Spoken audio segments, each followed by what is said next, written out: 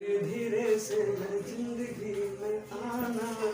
Hello दोस्तों, तो आज हम लोग आ चुके हैं सेकंड लेक्चर पे और त्रिभुज के जिसमें हम आप लोगों को सिखाने वाले हैं कि त्रिभुज से कुछ संबंधित परिभाषाएं और बताने वाले हैं त्रिभुज की खूबियों के बारे में कि त्रिभुज में क्या क्या होता है। और क्योंकि त्रिभुज के जब तक त्रिभुज को हम अच्छे से डिटेल से नहीं समझ सकते, त्रिभुज के हमारे सवाल एक भी नहीं लगेंगे। इसलिए त्रिभुज को डिटेल से समझने के लिए वीडियो के अंत तक बने रहें। अगर आपने फर्स्ट वीडियो नहीं देखी है त्रिभुज की तो पहले जाकर वो देखें, फिर इस वीडियो को देखने की कोशिश करें। और सुनिए, वीडियो को स्टार्ट करने से पहले आप लोगों से एक विनती है कि अगर आप हमारे चैनल पे नए हैं तो चैनल को सब्सक्राइब करके हमारे चैनल से जुड़ जाएं। चलिए स्टार्ट करते हैं। आगे हैं पहली परिभाषा जो हमारी है वो है शीर्ष लंब। तो उसके बारे में जानते हैं। तो शीर्ष क्या होता है, सबसे पहले ये समझ लें। जब कोई त्रिभुज बनाते हैं तो त्रिभुज के जो कोने होते हैं, त्रिभुज में कितने कोने होते हैं? 3 होते हैं, 1 2 3। ये जो कोने होते हैं तो कोने ये शीर्ष कहलाते हैं। इन्हीं कोनों को शीर्ष बोलते हैं। क्या बोलते हैं? शीर्ष बोलते हैं। और शीर्ष के सम्मुख डाला गया लंब, देखो ये लिखा हुआ है, त्रिभुज के किसी शीर्ष से सम्मुख भुजा पर डाला गया लंब शीर्ष लंब कहलाता है। लंब जानते हो क्या होता है? लंब बेटा होता है किसी रेखा पर एक सीधी रेखा खींच दी जाए तो उसको लंब कहते हैं। ठीक, जैसे देखो, ये देखो BC एक रेखा है, इस पर एक सीधी रेखा खींची गई है जो A से आ रही है, AD रेखा। तो ये AD जो रेखा है ये BC पे क्या है? लंब है। ठीक, तो ये शीर्ष है, A क्या है? शीर्ष है। और शीर्ष के सम्मुख रेखा कौन सी है? BC। और इस पे ये क्या है? लंब है। तो ये कहलाएगी शीर्ष लंब। क्या कहलाएगी? शीर्ष लंब कहलाएगी। और इसी प्रकार देखो, ये AB रेखा है, इस पर देखो ये इसका शीर्ष है, शीर्ष के सामने भुजा कौन सी है? AB। और ये CE, ये इसका लंब कहलाएगी। ओके, समझ में आ गया? शीर्ष लंब क्या होता है? त्रिभुज के किसी शीर्ष से सम्मुख भुजा पर डाला गया लंब शीर्ष लंब कहलाता है। डाला गया लंब शीर्ष लंब कहलाता है। यहाँ पर गलत हुआ है, देखो यहाँ पर लिखा है शीर्ष लंब कहलाता है। ओके, यहाँ पर लिख लीजिएगा शीर्ष लंब कहलाता है। ठीक, शीर्ष लंब कहलाता है। त्रिभुज के तीनों शीर्ष लंब प्रतिच्छेदित बिंदु लंब केंद्र कहलाते हैं। जो त्रिभुज के ये तीनों शीर्ष लंब होते हैं और ये जहाँ पर प्रतिच्छेदित करते हैं, प्रतिच्छेदित मतलब होता है काटना, जहाँ पर ये क्या होते हैं? काटते हैं, मिलते हैं, इस बिंदु को हम लंब केंद्र कहते हैं। क्या कहते हैं? इस बिंदु को कहते हैं लंब केंद्र। ठीक, परिभाषा नोट कर लीजिएगा वीडियो को एक पुश करके। और यहाँ पर देखो हमने लिख भी दिया है, यहाँ चित्र में AD जो अभी हमने बता रहे थे, AD क्या है? AD देखो A और D। AD क्या है? BC पर लंब। ये प्रतीक बेटा जो उल्टा T बना हुआ है ये लंब का प्रतीक है।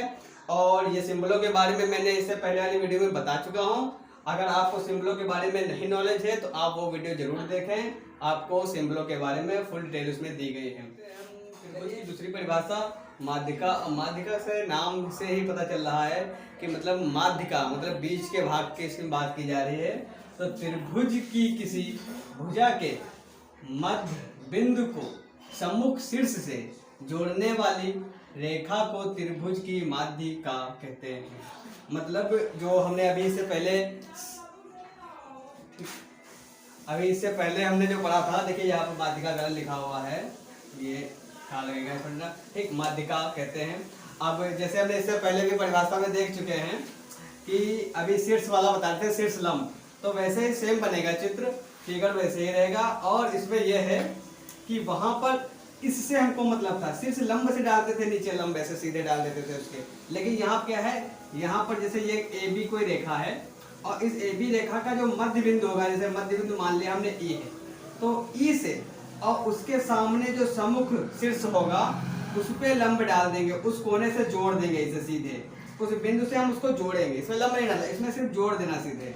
ठीक, इस प्रकार देखो ये AC है, इसकी मध्य जो बिंदु है इसका मध्य बिंदु है F, और इसको हम क्या करेंगे? B वाला उसका जो सम्मुख शीर्ष है उससे हम क्या कर देंगे? जोड़ देंगे। इसी प्रकार ये BC है, इसमें मध्य बिंदु है D और इसको हमने A से क्या कर दिया? जोड़ दिया है। समझे माध्यिका क्या थे? और इसी ये जो रेखा दिख रही है ये जो मध्य बिंदु से और शीर्ष में जुड़ी हुई है, इसी को माध्यिका कहते हैं। देखिए परिभाषा में हमने लिख रखा हुआ है, त्रिभुज की किसी भुजा के मध्य बिंदु को सम्मुख शीर्ष से जोड़ने वाली रेखा को त्रिभुज की माध्यिका कहते हैं। और जो इसकी माध्यिकाएं होती हैं, ये तीनों माध्यिकाओं का कटान बिंदु, ये तीनों माध्यिकाएं कटान बिंदु हमने बताया था, जहां पर रेखाएं क्या करती हैं, आपस में काटती हैं। ये देखो, ये जो है कटान बिंदु, इसको हम केंद्र कहते हैं। ये क्या कहलाता है? केंद्र कहलाता है। माध्यिकाओं का कटान बिंदु भुजा का केंद्र कहलाता है, तथा केंद्रक माध्यिका, जो ये केंद्रक माध्यिका होती है, ठीक, इसका अनुपात जो होता है वो कितना होता है? वो होता है 2:1 के अनुपात में होते हैं, विभाजित करता है। ये जो केंद्रक माध्यिका है, ये जो दिख रहा है, वो जो बिंदु दिख रहा है, ये कितने अनुपात में माध्यिका को डिवाइड करता है, कितने विभाजित करता है? विभाजित, ये 2:1 में। मतलब ये जो दिख रहा है, ये जो लाइन होगी CO, देखो हमने इधर लिखा भी है, ये देखिए AO अनुपात जो होगा क्या? OD, मतलब AO अनुपात और जो OD का अनुपात होगा वो COF से बराबर होगा, मतलब CO और FF का बराबर होगा। समझे? जैसे ये लिख सकते हैं, इधर देखें, भिन्न फ्रैक्शन में बताते हैं, AO अनुपात के लिए आप हम बटे का चिन्ह लगा लेते हैं, हमको पता ही होता है, और ये DO, ठीक, या OD लिख सकते हैं, उससे कोई मतलब नहीं है, OD, ठीक, बराबर क्या है? CO और OE। और ये अनुपात जो होगा, ये होगा कितना पता है? 2:1। कितना होगा? 2:1 होगा। समझ में आया आपको? माध्यिका समझ में आई? परिभाषा है, आई डिफिनेशन फिर से एक बार बता देते हैं आपको, है कि त्रिभुज की किसी भुजा के मध्य बिंदु को सम्मुख शीर्ष से जोड़ने वाली रेखा को त्रिभुज की माध्यिका कहते हैं। तीनों माध्यिकाओं का कटान बिंदु जो होता है वो भुजा का केंद्रक कहलाता है, तथा केंद्रक जो माध्यिका होती है वो 2:1 में विभाजित करती है। तो ये लाइन जो लिखी हुई है, केंद्रक माध्यिका 2:1 में विभाजित करती है। ये बहुत कंपटीशनों में लाइन पूछी जाती है कि त्रिभुज जो होती है उसकी माध्यिका केंद्रक होती है वो कितने अनुपात में डिवाइड करते हैं, 1, 2:1, 3:1, ऐसे क्वेश्चन आते हैं विकल्प में। तो ये आपको लाइन खासकर ध्यान रखना है, ठीक। तो चलिए अब इसके बाद नेक्स्ट वाली इसकी परिभाषा के बारे में देखने वाले हैं, तीसरी परिभाषा को। चलिए, तीसरी परिभाषा है अंतःकेंद्र। तो अंतःकेंद्र क्या होता है? अंतःकेंद्र, अब आपको एक अंतःकेंद्र से पहले मैं बता देता हूँ कि अंतःकोण के बारे में आप जानते हैं। जैसे कोई त्रिभुज बनता है, ये जो त्रिभुज है कोई, और 3 सरल रेखाओं से घिरी हुई आकृति को त्रिभुज कहते हैं, ये तो हम जानते हैं। क्यों? ये बता चुके हैं हम पहली वीडियो में, इसके नहीं देखा है तो जरूर देख लें। और ये जो कोण बनते हैं, जो त्रिभुज के अंदर वाले कोण होते हैं, इनको हम अंतःकोण बोलते हैं। अंदर के कोणों को क्या बोलते हैं? अंतःकोण बोलते हैं। और ये जो इसके बाह्य कोण बनते हैं, ठीक, ये जो इसके बाह्य कोण बनते हैं, जैसे ये है, ये बाहर वाले कोण, इसको बाह्य कोण बोलते हैं। जो बाहर के कोण बनते हैं उनको बाह्य कोण कहते हैं, और ये अंदर के जो कोण होते हैं इनको अंतःकोण बोलते हैं। इसी प्रकार है अंतःकेंद्र। अंतःकेंद्र क्या है? ये अंदर का एक केंद्र है, जो त्रिभुज के अंदर का केंद्र है अंतःकेंद्र। देखो यहाँ क्या लिखा हुआ है, किसी त्रिभुज के तीनों कोण, जो किसी त्रिभुज, मतलब कोई त्रिभुज है, जैसे त्रिभुज है, इसके तीनों कोण, ठीक, अद्र को मतलब इन त्रिभुजों को क्या करते हैं? कोणों को आधा कर दें, जैसे ये किया गया है। त्रिभुज के जो कोण हैं इनको आधा कर दें, 20 से डिवाइड कर दें, ऐसे ये कोणों को आधा कर दें। अद्र को के प्रतिच्छेद, अद्र करेंगे तो ये प्रतिच्छेद जब करेंगे, प्रतिच्छेद करेंगे को अंतःकेंद्र करते हैं। ये देखो प्रतिच्छेद यहाँ कर रहे हैं, इसी को अंतःकेंद्र कहते हैं। कंफ्यूज मत होइएगा कि ये अंतःकेंद्र, और अभी हमने इससे पहले बताया था लंब केंद्र, और एक और बताया था आपको मध्य केंद्र, जो केंद्र बोला था भुजा का। तो इनमें कंफ्यूज मत होना है। आप वीडियो को फिर से एक बार देख लीजिएगा, सब कंफ्यूजन दूर हो जाएगा। ध्यान से देखिएगा और सब कंफ्यूजन दूर हो जाएगा आपका।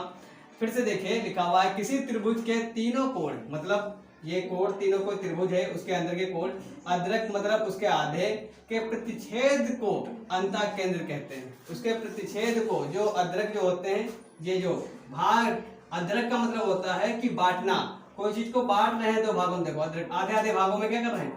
बांट रहे हैं। और जो बांटने वाले ये क्या है, तीनों कोणों की ये रेखा जो है, ये जो वहां प्रतिच्छेद कर रहे हैं उसी को अंतः केंद्र कहते हैं। यहाँ हमने जो लिखा हुआ है, यहाँ त्रिभुज ABC में BE CF एवं AD क्रमशः, BE CF AD क्रमशः, देखो AD और BE, ठीक, और AD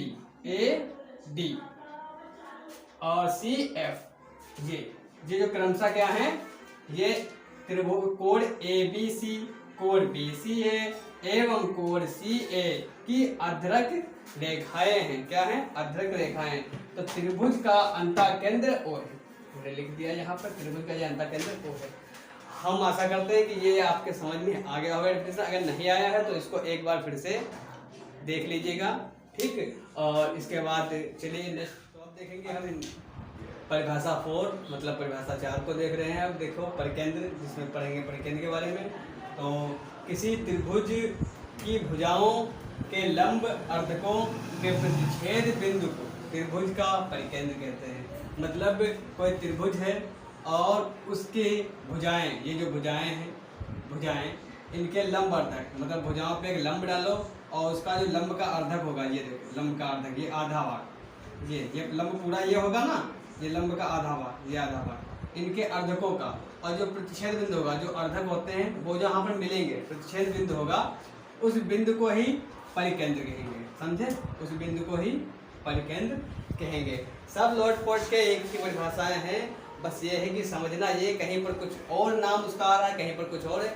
सब कंडीशन अपने अपने हिसाब से फॉलो हो रही है, ठीक। तो कंफ्यूज ना होएगा कि मतलब सब एक जैसा ही है, सब है अलग अलग, लेकिन सबका नाम हर जगह अलग है, क्योंकि हर जगह तरीका अलग होता है, ठीक।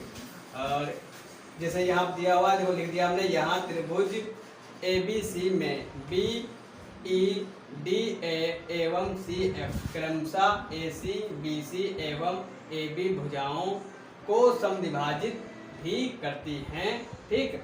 एवं इन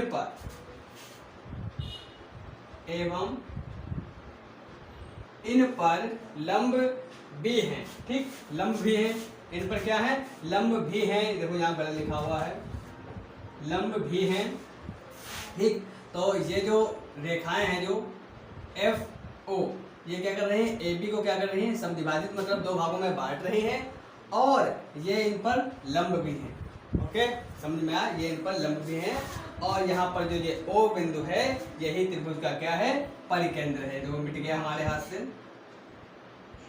त्रिभुज का परिकेंद्र लिख लीजिएगा और इसको नोट कर लीजिएगा। सारी परिभाषाओं को अच्छे से आप नोट कर लीजिएगा, क्योंकि हर एक परिभाषा अभी आपके आने वाले सवालों में काम आने वाली है। क्योंकि बिना त्रिभुज के डिफिनेशन के बारे में जाने हुए, जैसे हमने इससे फर्स्ट वीडियो में आपको बताया था कि त्रिभुज के प्रकार कितने होते हैं, त्रिभुज की परिभाषा के बारे में बताया था, कोणों के आधार पर त्रिभुज के बारे में बताया था, आपको भुजाओं के आधार के बारे में बताया था। अगर आपने वो वीडियो नहीं देखी तो जरूर देख लें, क्योंकि उस वीडियो में सबसे इंपॉर्टेंट चीज़ें बताई गई हैं।